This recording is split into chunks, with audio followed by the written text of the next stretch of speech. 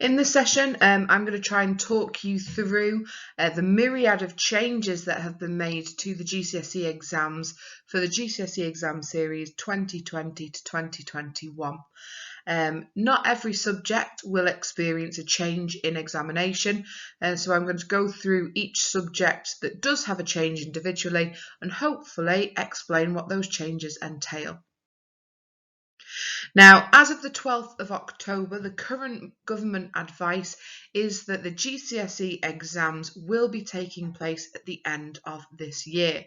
In a written statement on the 12th of October, Gavin Williamson said that these exams will go ahead in 2021, but that they will be pushed back by a few weeks.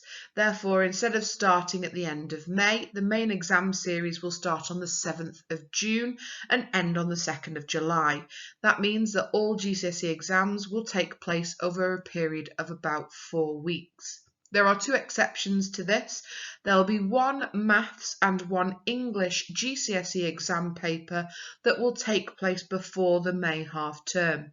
So in the week commencing the 24th of May, students will be sitting one of their Maths exam papers and one English paper. Now, the subjects that have changes are detailed on the screen in front of you. There have been a couple of changes to core subjects like English and science, and then several of our option subjects ranging from dance and drama through to history and geography also have some changes to their examined content. Now, the first big change is in art and design. This covers subjects like fine art, graphics, textiles, 3D design. You may be aware that at the end of year 11, normally students will take part in 10 hours of supervised assessment. They will produce a piece of work according to a brief. However, due to the nature of exam arrangements this year, AQA Exam Board have decided that this will not take place. Component 2, which is the piece of work that's examined over a period of 10 hours, will not take place. Therefore, students will be examined on component 1, their portfolios alone. Now, our science exam board is also AQA, and the following guidance is relevant for students taking both triple science as an option subject and for all year 11 students who are taking the combined science option. The exam boards have decided that rather than conducting experiments through practical activities, which used to be part of the examined content, instead this year students are able to study these practical activities through demonstrations and simulations. There is no other change to exam content on the Science GCSE. It is simply that students do not need to conduct the practical experiments themselves. Computer science also follows AQA. There's a bit of a theme. AQA is a very popular exam board. Within computer science, students are no longer required to submit the time log, the program project declaration or candidate record form for their programming task. Basically what this means is there used to be a piece of work in sort of previous years that students would undertake under supervision, a little bit like controlled coursework. This will not happen this year. Instead, these rules have been relaxed. So students are able to complete some of this work as homework. They are able to complete this work unsupervised. Again, there is no change to any content being removed. It is just that the arrangements around when this work can be done have been changed slightly. There are a few changes within the drama exam. Component 1 remains the same. It is still a full examination. They have been using streamed productions already, so there is no change to component 1.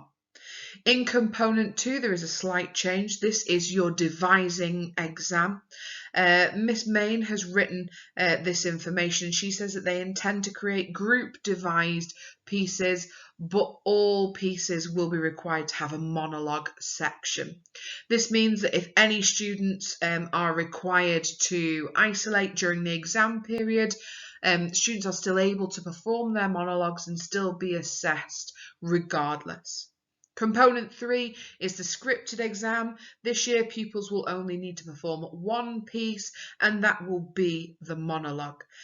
This will be examined by an external examiner but done via video.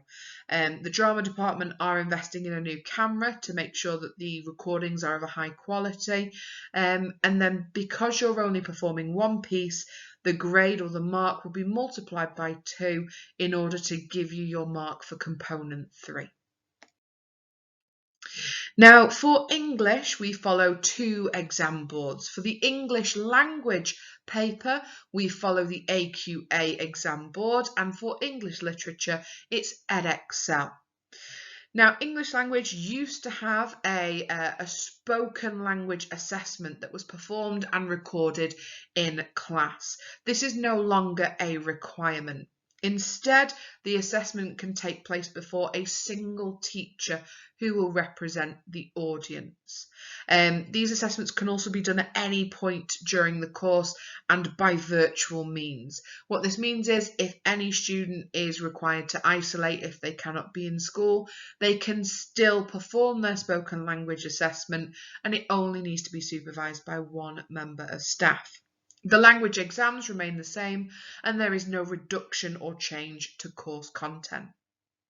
For English literature, we follow Edexcel, and you may or may not be aware that the poetry section of this exam has been removed. Therefore, students will not be examined on any poetry this year. Our Year 11 students will study and respond to Macbeth and to either Lord of the Flies or an Inspector Calls. These students have already started their study of these 2 texts. They should be well underway. Paper 2 will be 2-part questions on the study of Jekyll and Hyde. So the only change to content for the English literature paper is that the examination on poetry has been removed. For dance, we follow AQA again. Pupils will complete 2 dance performances, 1 set dance and then 1 duo or trio, and that will have a combined duration of 2 minutes.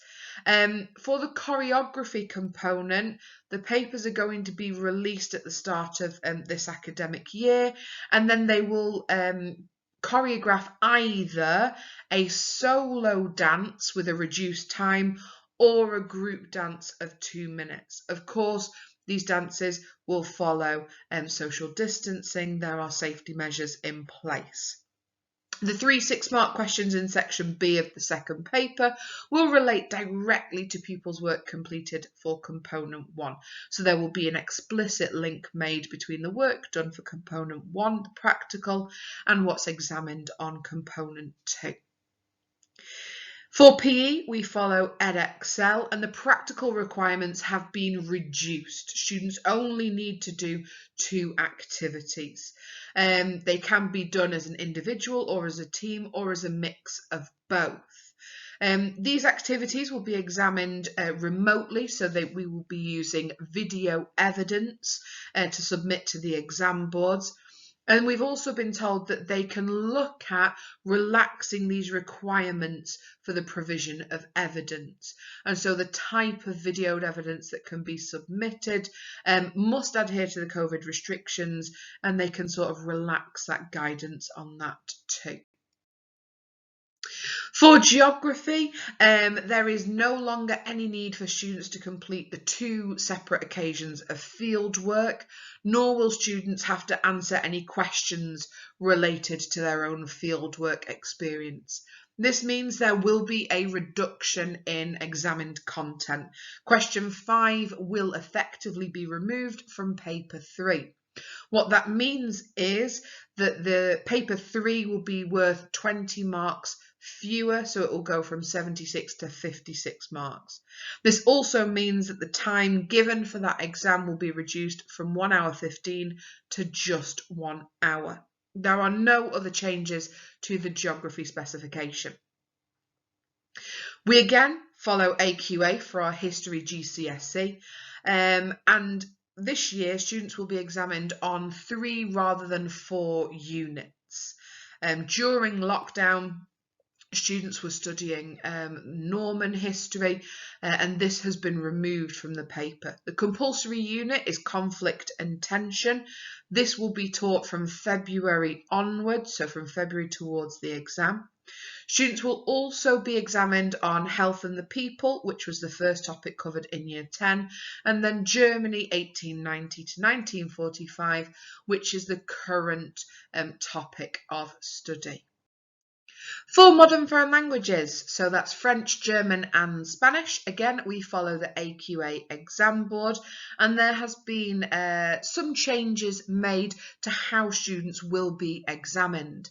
Ofqual have removed the requirement for students to use words outside of the vocabulary lists.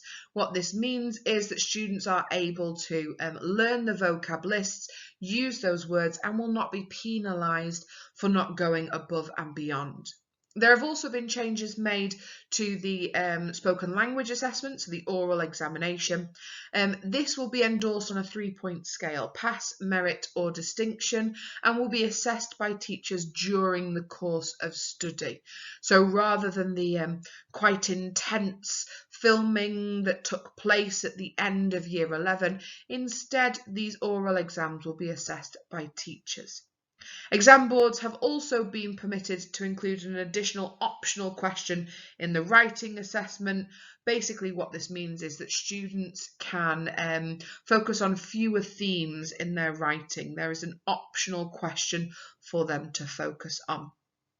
Our final subject that has some changes is music, which again follows the AQA exam board.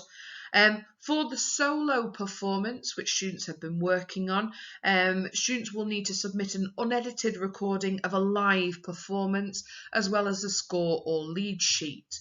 For the composition assessment, pupils now only need to submit one composition, and this will either be to a brief or freely composed. As well as the composition, they need to submit their score, their lead sheet or a written account, but students will no longer need to perform their own compositions. As you can see, there hasn't been an awful lot of change in regards to the content that will be examined.